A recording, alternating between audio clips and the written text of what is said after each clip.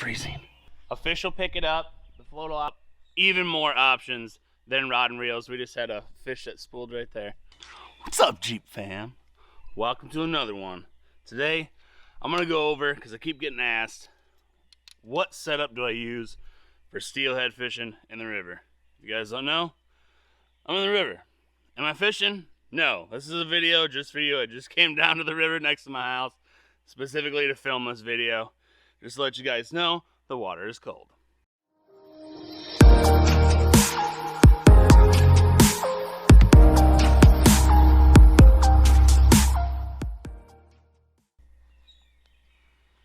As you guys know, there's endless combinations for rods and reels out there.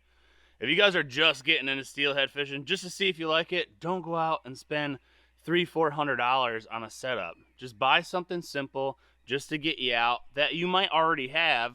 Just use it for steelhead just to see if you like it. But I can promise you, once you hook into a nice good river steelhead in the spring, early spring, even with snow on the ground, you're definitely going to fall in love with it.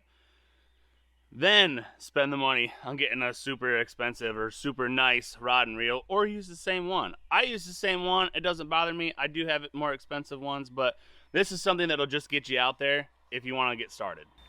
Now this is a very, very simple rod right here. This is a Tsunami C-Tech. It's nothing special. It's just a 7-foot rod. This is a Daiwa. This is a Laguna 3000 5BI reel.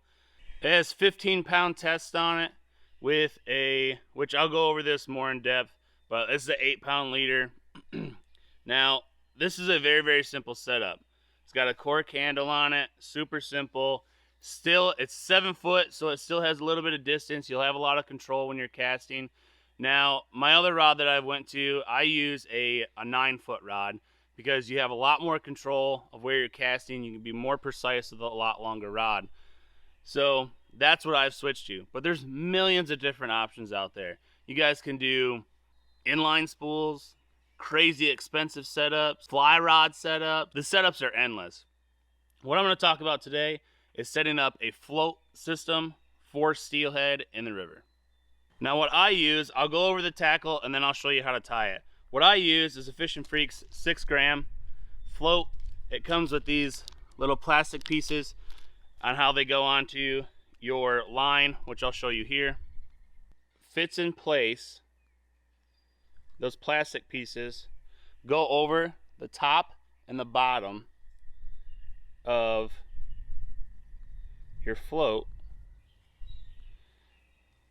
And this allows you to move your float up and down your line to adjust your length of leader. So that's how it fits on there, just like that. The line runs on through. Now as far as hooks go, I use a Fishing Freaks number 8 whip hook. Very, very nice hooks, super sharp, get you that good hook set when you're fishing a float rig on the river. And literally guys, that's it. That's how simple it is. You can use a split shot, a snap swivel to put on your main line going to your leader, but that's it. I use a very, very small setup. You can actually do a larger setup, so it'll assist you in having more weight so you can get that float to stand up. Now I won't talk about weights. This is the weight setup that I'm using right now because this is literally just to get my float to stand up. I do have another one down here on the leader about I usually set it about 10 to 15 inches away from where my hook is, which is right here, because that way it gets my bait down to the strike zone as fast as possible. Now, let's show you guys up close and personal on how to tie your setup on, at least how I tie my setup on and what knots I use. All right, y'all, so basically what you're gonna need, I use scissors. I used to use my teeth, but I don't do it anymore. Pair of pliers to cinch everything down. You got yourself your hook right here, your swivel, which you can use larger ones, and then a weight and your float. So what I like to do first is I like to tie my swivel on because I tie polymer knots on every one. So I'm just using this as an example. This would be your leader line right here. And you're gonna feed it through and then feed it right back through.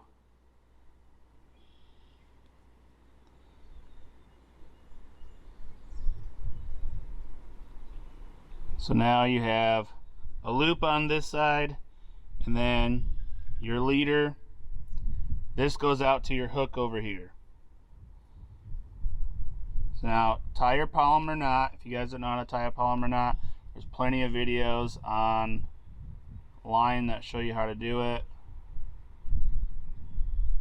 Basically, you're gonna cinch that down, trim your tag in. Don't let your line blow away in the wind.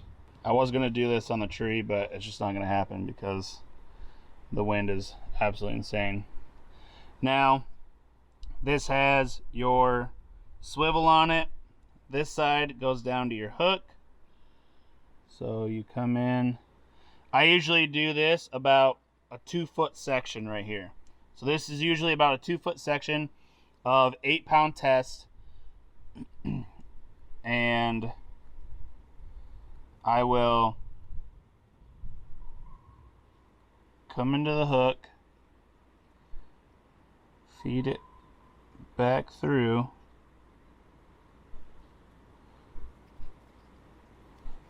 So now I have this, and I will tie another polymer knot. Make sure when you're tying these, because these are very small hooks, before you cinch that down, make sure all of your loops are above your eyelet. And this is why I say bring pliers, so you can grab a hold of your hook. And sorry, my hands are in the way, but basically what you'll do is you'll make sure that the line doesn't look like this. I don't know if you guys can see it or not, but if you guys can see how that one section is off to the side, you want that obviously to be above and to pull your tag ends nice and tight, which is not going to do. This is an example, it's fine, I'm not that worried about it. And then what you'll do to this side, and this is why I always tie this first, because this over here, and I'm using the same line because it's a little bit larger diameter, but it's also green, so you guys are able to see it. But you'll do the same thing. You'll tie a polymer knot on this side. The reason I tie my leader on first is because if you don't, you won't be able to tie a polymer knot on this side, or on the leader side, because you won't be able to take your line through.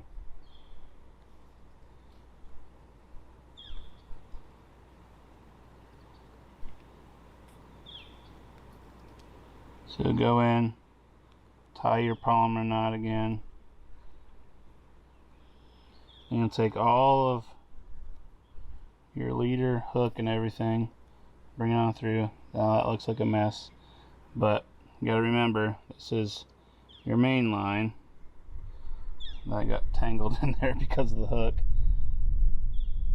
So that's through, I believe. I wasn't paying attention. But anyways, you'll tie your knot down. Make sure that comes up,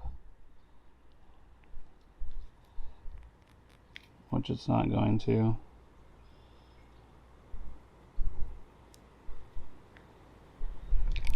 Take your pliers, grab your tag end, wrap it around, pull her nice and snug.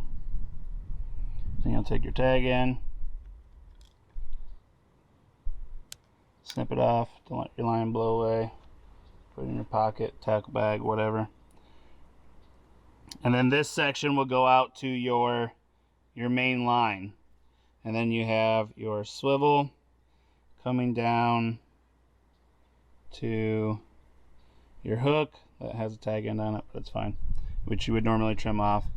Now for your weight, you can put a weight on your leader to get that down fast if you're not using a Wonder Bread a jig head. So you can put one of these weights on there, and then above your swivel, after you hook yourself in the finger, you can also put weights up here as well, so that way it will pull your float down, which your float, I almost had a spider on my bag, not today, bro. Now your float, you guys seen how that works. Now before you go and tie your swivel on, you need to make sure that you put your little rubber pieces on your line so it's above your swivel. So put that one there, that one there.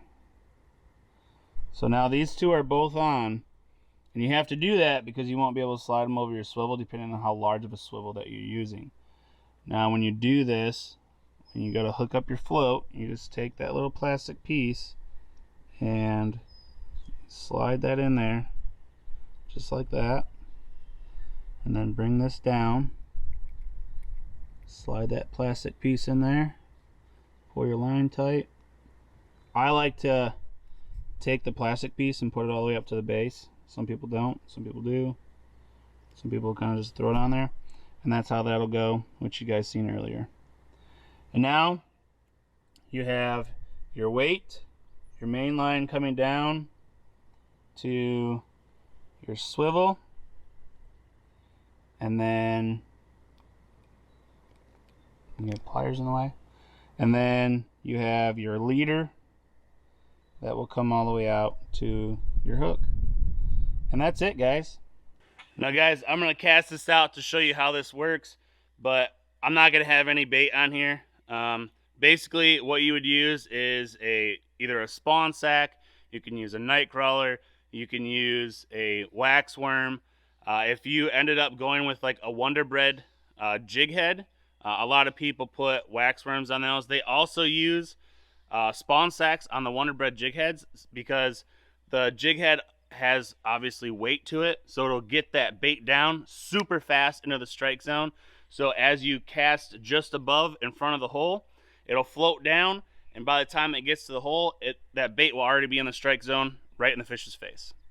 Now basically what I do here is you'll have a hole out in front of you or slightly downriver from you, and what you'll end up doing is you'll cast ahead of it and let that float and that bait or spawn sack or whatever you're using come into that hole and slowly drift on through that hole, hoping that there's a fish there that will pick it up and you get to set the hook and hold on for dear life because you're in the fight like no other.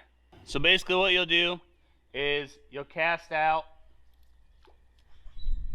it'll sit, land, and as you guys can see, it'll probably come into frame. I don't know exactly where it is by looking at the camera, but it'll sit there and it'll float and it'll come on down.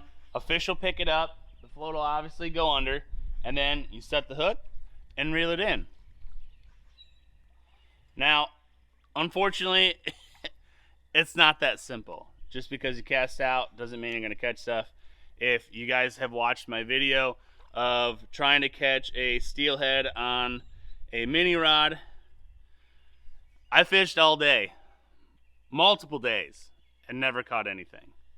But being out on the river, it doesn't matter if you catch anything. It makes it worth it. So if you guys are interested in getting into steelhead fishing, I hope you can use some of these tips. If not, that's okay. But the best choice to do is to go to the local fishing shop wherever you're fishing and talk to them. See what setups they use, what setups they recommend for the rivers that are in your area. Because here, we have a lot of sandy bottoms, we have rocky bottoms, we have a lot of fallen trees. So a lot of this stuff can differ from different sections of the country. Now, I know if you go out west, out to like Oregon and stuff like that, and Washington to go fishing for steelhead, you're not going to use the same setup as here. There's a lot of different setups out there. Just try to use the best one that works locally where you are. But most importantly, guys, just get out, have fun, take your kids out there, get them fishing, because I can promise you, if you get a young kid hooked into a steelhead, they'll be hooked for life, and that's a promise. Oh, now my feet are freezing. Oh.